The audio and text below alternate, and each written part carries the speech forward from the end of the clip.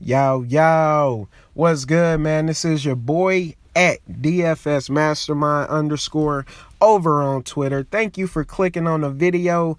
Feel free to follow me on Twitter.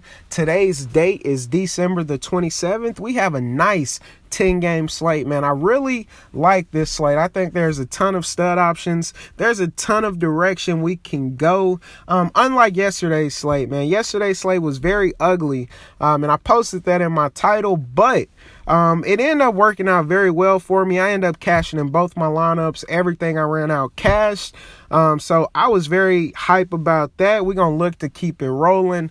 Before I get into my top 5 plays today, I got to put this out here, man. If you want to get down with your boy, come mess with me on Slack chat, man. I would very much appreciate it. And also it's totally free. The general portion is free. We're gonna have a ton of guys in there talking DFS at all different times of the day. They'll be giving you some of their top plays for the day. I think it is a nice community where we can learn from one another, man. And the ultimate goal for everybody in there, we're trying to get to the green line, man. So come get down with that. But I also have a private tab for those of you who want a little bit of coaching, people who want to be around a little more experienced players, and I'll be giving everything I got, man. I'll be going into the kitchen, letting you know how I make my lineups, man. I'll be putting my articles in there. And yeah, man, I think it'll be a very, very beneficial thing for whoever wants to get down.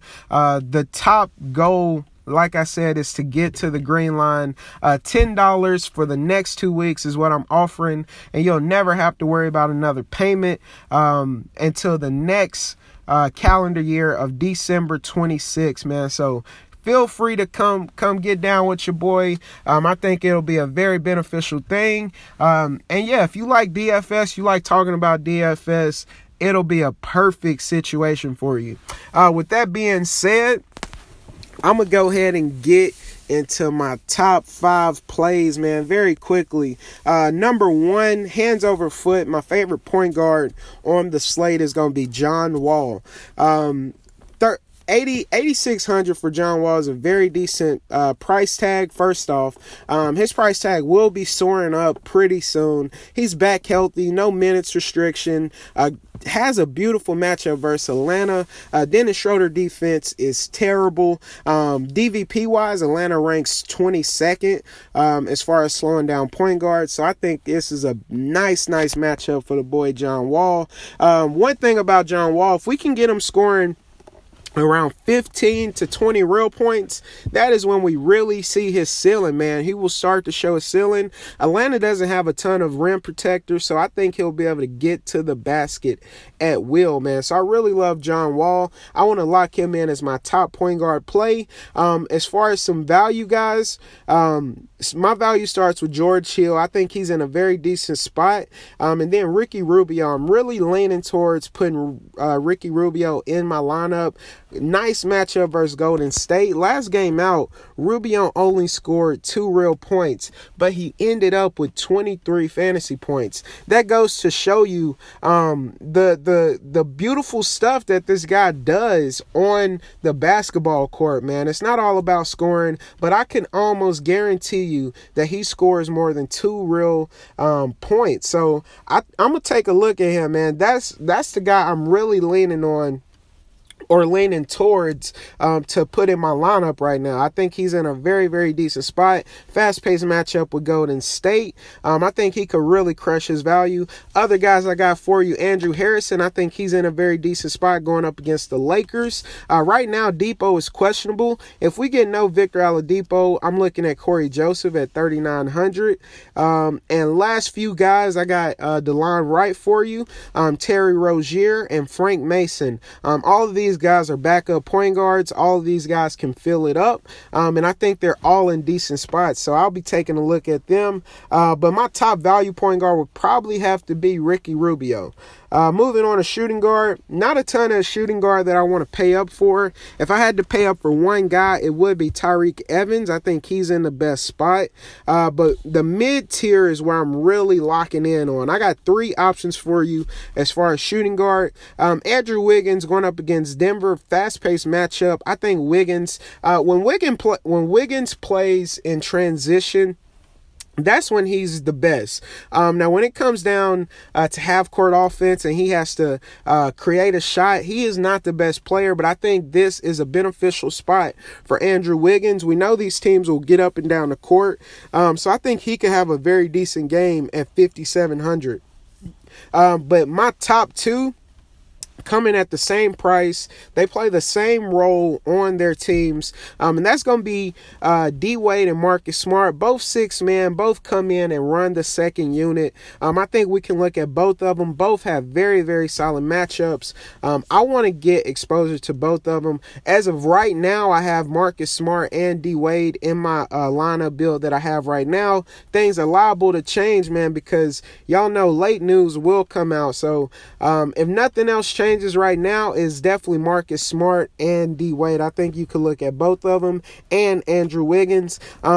Value, I don't see a ton that's really catching my eye. I don't have a sneaky play for you. I don't want to take chances on a lot of these guys, so I'm going to just settle in this mid-range. People I know play consistent roles. That's going to do it for me for shooting guard. At small forward, not anybody I want to pay up for. I think Kevin Durant has a tougher matchup with Utah, but, you know, he's Kevin Durant, so 50 points is not anything crazy to ask for. Same thing with LeBron.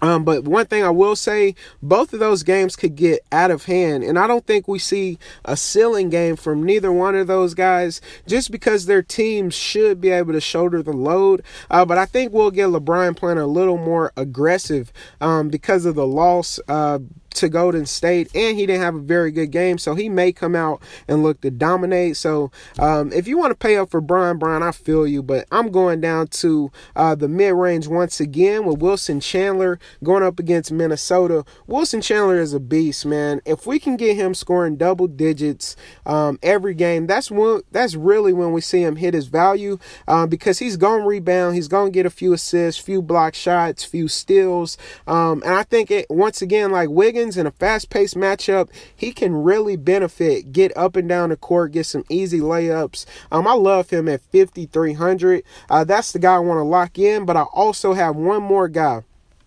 at small forward, and it's going to be Chandler Parsons. He set out in the first end of the back-to-back, 4,300, going up against the Lakers, a late-night hammer. No JaMychal Green, so he will be starting at the power forward. He's going to see 25-plus minutes at least, bare minimum, man, so we love that about him.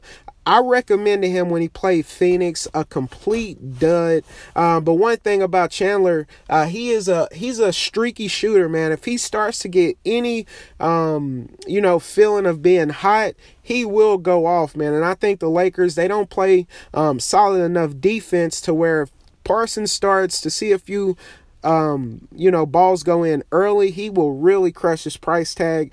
This is the play I feel most nervous about, but I think he's in a very, very decent spot. Moving on to power forward, my top power forward is going to be Anthony Davis for sure. I'm locking him in, no questions asked. Going up against Brooklyn, I think Hollis Jefferson really, really struggles to stay in front of Anthony Davis, but the value play I want to get to you is going to be Larry Nance. Not the prettiest situation, I know. Hasn't been seeing the consistent minutes as he was earlier.